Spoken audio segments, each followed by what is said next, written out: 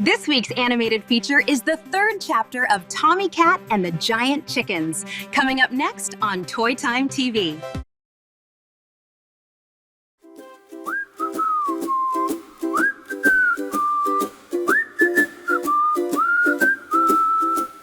And get your socks on, get your shoes on, and get ready for story time. Okay, now where were we? Oh, that's right. We were on the beach with Tommy and the giant chickens, and they were keeping him from his boat.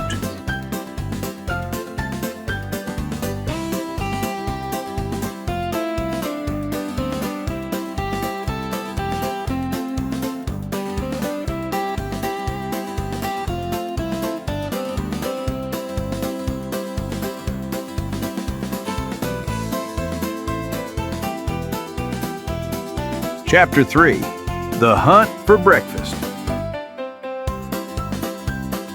Each bird would scratch at the sand around Tommy's boat, and then glance back towards the woods where Tommy stood. This is getting bad, Tommy thought. How can I get to my boat and get my lunch? Tommy eased one foot forward and then the other. He looked back at the beach, and the chickens were still at his boat. I can make it, he thought, as he stepped behind a huge tree. Tommy peeked around the tree at the chickens and saw they were still busy. Good, he said, and he started into the woods. The woods weren't as thick as Tommy had thought they would be. In fact, they were thinner than he would have wanted.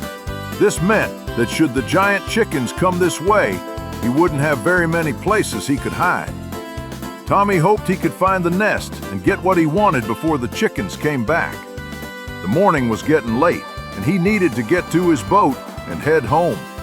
Tommy came to a clearing.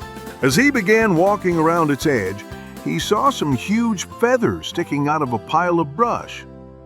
"Bingo," Tommy said, as he worked his way over the side of the nest. He had found the nest and 4 large eggs. Eggs almost as big as himself. Tommy stood in the nest, amazed at the size of the 4 eggs.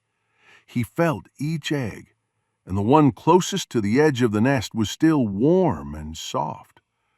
Tommy knew it was laid that morning. His grandfather had shown him when he was little that some eggs were laid soft and then hardened shortly afterwards. Tommy lifted the egg over the edge of the nest and eased it down to the ground. He then slipped over the side and started moving the egg towards his boat. At the edge of the woods, Tommy stopped rolling the egg. It had taken nearly an hour to get the egg back to the beach, but he had a plan, and he hoped that his plan would work. Tommy covered the egg with some brush and headed back into the woods. In the woods, a tree had fallen onto another tree and hung in its branches. If he could make it fall to the ground, maybe, just maybe, he hoped the noise would attract the chickens. He knew from his grandfather that chickens were naturally curious birds and would be attracted to the noise. Tommy raced back through the woods to the dead tree. He had seen several vines growing in the trees, and he started gathering these. After he had gathered enough vines, he started tying them end to end until he had a really long vine rope. Next, he went to the leaning tree. He used a strong branch he had found to brace against the tree and tied one end of his rope to the branch. Then Tommy started gathering branches and rocks and climbing up into the tree. He placed rocks and branches into the dead limbs of the tree until it seemed like the tree would almost fall from all the weight.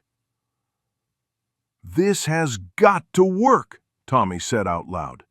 He was busy working his rope through the trees and back to the beach where the chickens were still busy looking over his boat. His plan was to make a big noise and let the chickens run in and try to see what it was. While they were gone, he would load the egg in his boat and escape. He hoped.